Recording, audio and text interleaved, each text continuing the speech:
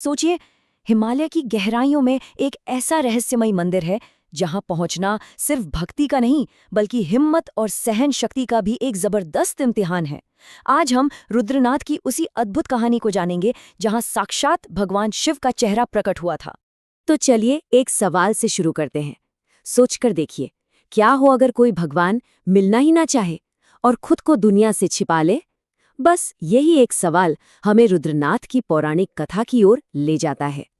और जानते हैं, इस सवाल का जवाब हमें मिलता है महाभारत की एक बहुत ही पुरानी कहानी में।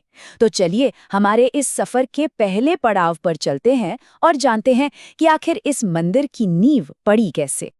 तो कहानी कुछ यूं है कि महाभारत का वो भयंकर युद्ध खत्म हुआ और पांडव भाई अपने पापों से मुक्ति चाहते थे। इसके लिए वो भगवान शिव से माफी मांगने निकले, लेकिन शिव उनसे मिलना ही नहीं चाहते थे। तो उन्होंने क्या किया? उन्होंने एक बैल का रूप ले लिया और हिमालय में जाकर छिप गए। और यहीं से जन्म होता है पंच केदार के कॉन्सेप्ट का। पंच केदार मतलब शिव के वो 5 निवास स्थान, एक ऐसी पवित्र तीर्थ यात्रा जहां बैल के रूप में छिपे भगवान शिव के शरीर के 5 अलग अलग हिस्से बाद में प्रकट हुए। तो देखिए, ये हैं वो 5 केदार। केदारनाथ में शिव का कुबड़ प्रकट हुआ, तुंगनाथ में उनकी भुजाएं, लेकिन रुद्रनाथ सबसे खास है। क्यों? क्योंकि यहाँ उनका मुख, उनका चेहरा प्रकट हुआ। और बस यही एक बात इस जगह को सबसे अलग और पूजनीय बना देती है। अब देखिए, जैसे भगवान शिव ने खुद को छिपाया था ना, वैसे ही उन तक पहुंचने का रास्ता भी कोई आसान नहीं है। तो अब हम कहानी से निकलकर असलियत की दुनिया में आते हैं, क्योंकि रुद्रनाथ की यात्रा सिर्फ एक सफर नहीं है, ये तो अपने आप में एक बहुत बड़ी तपस्या है। सबसे पहले तो जरा इस नंबर पर गौर कीजिए। लगभग 3600 मीटर, मतलब करीब 12,000 फीट। ये ऊंचाई ही अपने आप में इस यात्रा की पहली और सबसे बड़ी चुनौती है। ये साफ साफ बता देती है कि ये रास्ता हर किसी के बस की बात नहीं। और रास्ता भी कुछ कम मुश्किल नहीं है। सोचिए, घने बुरांश के जंगलों से गुजरना, फिर आती हैं वो खड़ी चढ़ाई वाली घास की वादियां जिन्हें बुग्याल कहते हैं, और फिर खतरनाक पथरीली चट्टानें, और इन सब के ऊपर हिमालय का अनप्रिडिक्टेबल मौसम, जिसका कोई भरोसा नहीं कि कब बदल जाए।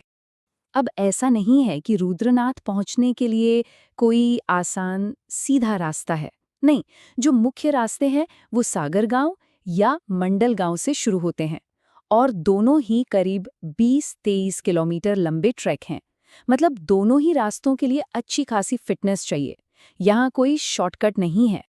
तो अगर कोई भी इस मुश्किल यात्रा पर जाने की सोच रहा है तो कुछ बातें गांठ बांध लें।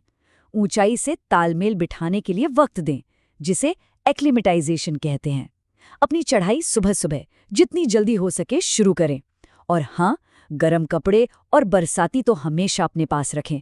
और सबसे ज़रूरी बात, अगर अनुभव नहीं है तो एक लोकल गाइड को साथ ले लेना ही सबसे समझदारी का काम है। अच्छा, इतनी सारी मुश्किलों के बाद जब कोई तीर्थयात्री अपनी मंजिल पर पहुंचता है तो कैसा महसूस होता है? वो जगह आखिर दिखती कैसी है? चलिए अब उस पवित्र मंजिल पर चलते हैं। और फिर आती है वो मंजिल, एक प्राकृतिक गुफा मंदिर जो पहाड़ों से घिरे एक एम्फी थिएटर जैसा लगता है। कहते हैं यहाँ पहुंचते ना यात्रा की सारी थकान एक अजीब सी, एक गहरी शांति में बदल जाती है। चलिए अब जरा मंदिर के अंदर झांकते हैं। ये विशाल, बिना किसी सजावट के पत्थरों से बना है। ऐसा लगता है मानो इसे सदियों तक टिके रहने के लिए ही बनाया गया हो। और सबसे हैरान करने वाली चीज वो है मूर्ति। ये किसी ने बनाई नहीं है, ये एक स्वयंभू चट्टान है, मतलब जो खुद प्रकट हुई हो। और यही है भगवान शिव का वो असली प्राकृतिक चेहरा, जिसे रुद्र के नाम से जाना जाता है। यहाँ जो तीर्थयात्री आते हैं ना, वो अक्सर एक बात कहते हैं कि यहाँ की खामोशी जिंदा महसूस होती है। सिर्फ ये एक लाइन ही यहाँ के माहौल को समझाने के लिए काफी है। तो अब सवाल ये उठता है कि आखिर हजारों सालों से ये इतनी मुश्किल जगह इतनी महत्वपूर्ण क्यों बनी हुई है? इसका असली महत्व क्या है? इसका एक बहुत बड़ा कारण है इसका अकेलापन, इसका दूर होना। माना जाता है कि इसकी स्थापना 8वीं से 12वीं शताब्दी के बीच हुई थी, और जैसा कि आप इस टाइमलाइन में देख सकते हैं, सदियों तक इसने क्या कुछ नहीं झेला। बर्फीले तूफान, राजनीतिक उथल-पुथल, भयंकर सर्दियां, लेकिन क्योंकि यहाँ पहुंचना हमेशा से ही बहुत मुश्किल रहा, इसका वो पुराना पवित्र रूप आज भी बिल्कुल वैसा का वैसा ही है। रुद्रनाथ की खासियत को और अच्छे से समझने के लिए चलिए इसकी तुलना केदारनाथ से करते हैं। देखिए, केदारनाथ तक पहुंचना अब काफी आसान हो गया है, लेकिन रुद्रनाथ, वहां आज भी सिर्फ ट्रैकिंग करके ही पहुंचा जा सकता है। वहां का माहौल एकदम शांत, तपस्या और गहरे ध्यान के लिए बना है, जो एक बहुत ही पर्सनल, एक बहुत ही गहरा आध्यात्मिक अनुभव देता है। और एक बात और, ये जगह सिर्फ बाहर से आने वाले तीर्थयात्रियों की नहीं है। जो स्थानीय गढ़वाली समुदाय हैं, उनके लिए तो रुद्रनाथ सिर्फ एक मंदिर नहीं, बल्कि उनके रक्षक देवता हैं। सदियों से यही लोग इसकी देखभाल कर रहे हैं और इसकी परंपराओं को जिंदा रखे हुए हैं।